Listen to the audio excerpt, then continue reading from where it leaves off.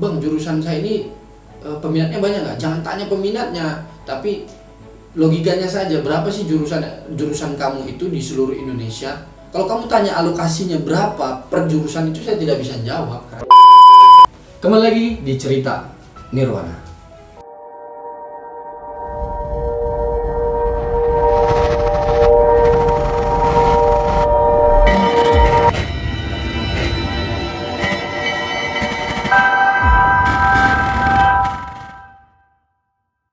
Oke, di part ketiga ini masih tentang seputar penerimaan perwira prajurit KRTNI tahun 2022. Kali ini kita akan membahas apa saja yang harus dihindari setelah proses kamu melakukan pendaftaran baik offline maupun online. Oke, sebelum kamu masuk ke video part 3, nanti di deskripsi silahkan kamu klik agar informasi-informasi yang kamu terima tidak gantung atau tidak ketinggalan, sehingga kamu harus nonton video part kedua dan part pertama. Jadi setelah kamu melakukan pendaftaran dan melakukan validasi atau verifikasi ya? Validasi ya? Validasi. Ya, validasi di penerimaan atau panda penerimaan daerah di tempatnya masing-masing. Yang perlu kamu hindari, yang pertama, setelah melakukan pendaftaran offline, habis itu kamu melakukan verifikasi di panda yang telah ditunjuk, maka langkah selanjutnya adalah kamu menunggu kapan waktunya seleksi itu dimulai. Dari jeda waktu yang telah ditentukan setelah kamu melakukan pendaftaran online, yang pertama,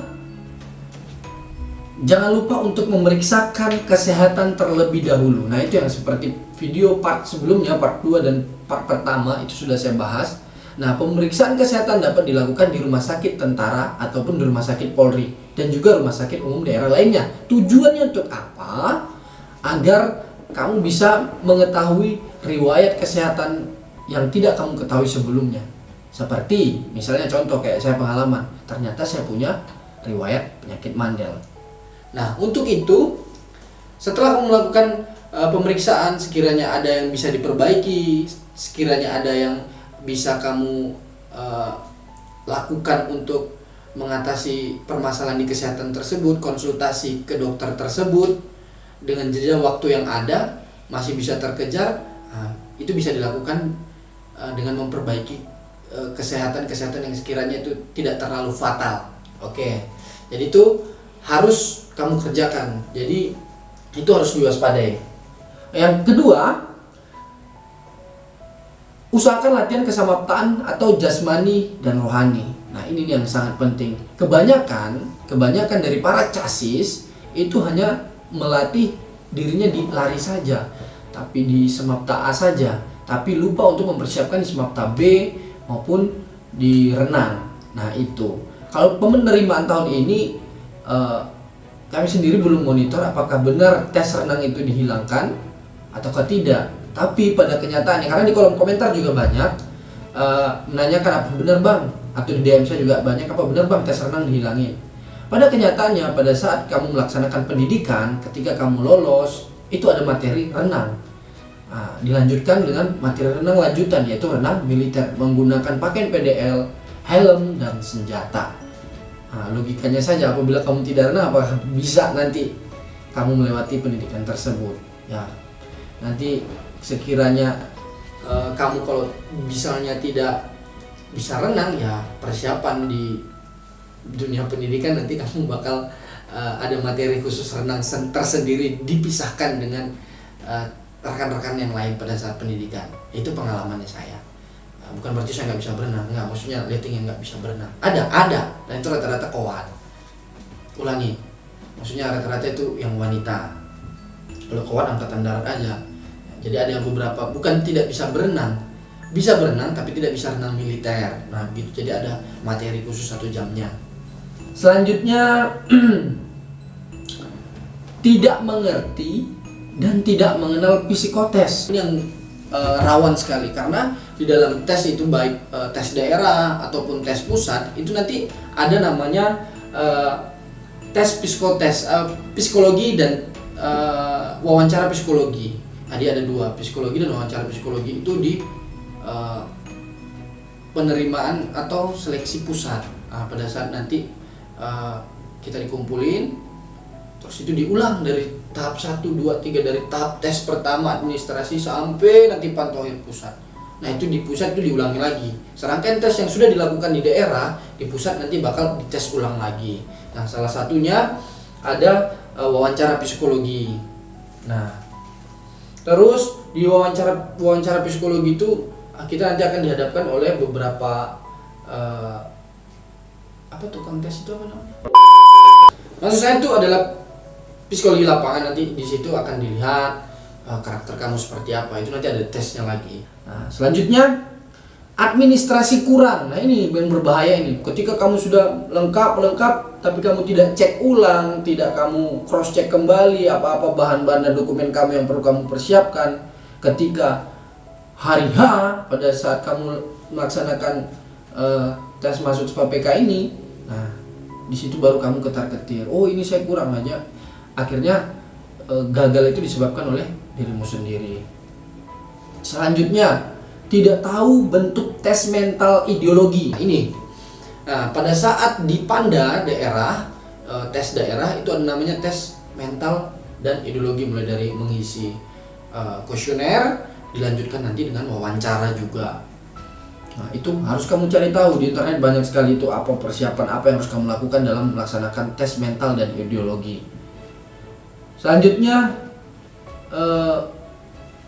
tidak tahu atau tidak mengerti tes Pantohir daerah itu seperti apa dan tes Pantohir pusat itu seperti apa. Pada saat pelaksanaan tes Pantohir daerah dan tes Pantohir pusat itu sangat berbeda. Ada beberapa item yang tidak dilaksanakan di daerah tapi dilaksanakan di pusat. Contohnya tes akademis. Nah, akademik itu dilaksanakan di daerah tidak ada, tapi di pusat ada. Terus untuk kesehatan full rongsen, terus bukaan paru-paru, terus di bagian dalam tubuh. Nah, itu di daerah tidak semuanya dicek, tapi pas di pusat itu semua luar dalam dan hal-hal yang tidak dites di daerah ada di pusat. Nah, itu jadi harus kamu buka-buka lagi, pelajari lagi, buka di internet lagi. Nah, selanjutnya yang saya bilang kurang latihan soal tes akademis atau pengetahuan umum. Nah, ini nih yang terkadang kita menyepelekan, tetapi kita tidak mempersiapkan sehingga pada saat pelaksanaan kita lupa dan mengakibatkan kita rendah dalam hal tes tersebut. Jadi dalam serangkaian keseluruhan tes itu nilainya dijumlahkan keseluruhan. Setelah itu nanti baru diambil rata-ratanya, dari total nilainya itu diambil rata-ratanya baru di ranking kamu nomor berapa dari setiap jurusan, setiap sainganmu. Terkadang ada yang melakukan pertanyaan ke DM atau di komen, "Bang, jurusan saya ini peminatnya banyak nggak?" Jangan tanya peminatnya, tapi logikanya saja, berapa sih jurusan kamu itu di seluruh Indonesia. Kalau kamu tanya alokasinya berapa per jurusan, itu saya tidak bisa jawab karena kan saya bukan panitia. Saya hanya sekedar sharing sehingga apa yang kamu persiapkan itu bisa menjadi referensi di video ini. Video ini bisa jadi referensi untuk kamu persiapkan dalam melaksanakan tes PAPK-TNI tahun 2022. Selanjutnya, nah, setelah administrasi, kesehatan, terus keselamatan dan jasmani, pelajari psikotes, akademik, mental ideologi. Nah, ada beberapa hal yang mungkin dianggap sepele seperti bergadang, terus merokok, dan terakhir ini karena kita masih dalam pandemi, terus dengan persiapan yang matang gara-gara kamu melaksanakan kegiatan yang tidak penting, dalam artian berkerumunan, nongkrong gitu kan di dalam waktu masa tes, karena masa tes itu panjang tuh, biasanya dimulai dari bulan November sampai dengan Desember. Nah, itu kurangi, lebih baik tidak usah, karena jangan sampai ketika kamu berangkat dinyatakan lulus di daerah, terus kamu berangkat ke pusat dan dinyatakan COVID. Nah, jangan sampai hal itu terjadi seperti itu. Terus intensitas berkendaraan juga sebaiknya kurangi atau bahasa Jawanya dipingit lah. Dipingit dulu lah, maksudnya dalam melaksanakan tes itu agar tidak terjadi hal-hal yang tidak diinginkan. Karena jangan sampai dalam perjalanan kecelakaan terus jatuh, ya amit-amit jangan sampai lah. Itu menghambat apa yang sudah kamu inginkan, apa yang sudah kamu cita-citakan, sehingga hal-hal yang tidak penting untuk di luar seperti nongkrong, ngopi, itu tidak usah lah, lebih baik tidak usah. Jadi hindari hal-hal tersebut. Merokok, apalagi minum-minuman alkohol, apalagi narkoba, itu sangat fatal sekali lah. Tidak mungkin kan kamu menjadi prajurit tapi kamu melakukan tindakan-tindakan yang dapat merugikan diri kamu sendiri. Itu saja. Terus yang paling terakhir, setelah kamu laksanakan persiapan yang cukup matang, itu jangan lupa berserah diri kepada Yang Maha Kuasa dan minta restu kepada orang tua. Karena notabene walaupun kamu siapkan dengan matang, dengan persiapan yang sungguh-sungguh, habis itu kamu melakukan tahapan dengan tahap itu dengan hati yang ikhlas, tapi alangkah tidak baiknya apabila kamu tidak mendapatkan restu dari orang tua. Jadi saran saya, sungkem sama orang tua, terus minta restu sama orang tua. Jadi part ketiga ini singkat saja, merupakan kesimpulan dari part pertama dan part kedua. Jadi sebelum kamu nonton part ketiga, harus nonton part pertama dan part keduanya agar informasinya tidak terputus.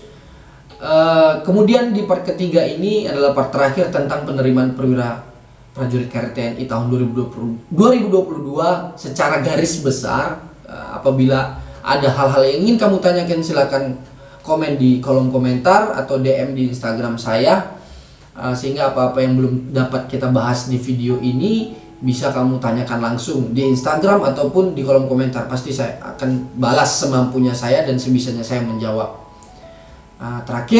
Paling terakhir sekali ini, segala sesuatu yang kamu siapkan dengan baik, berserah diri kepada Yang Kuasa dan meminta restu kepada orang tua, insya Allah juga pasti akan hasilnya maksimal.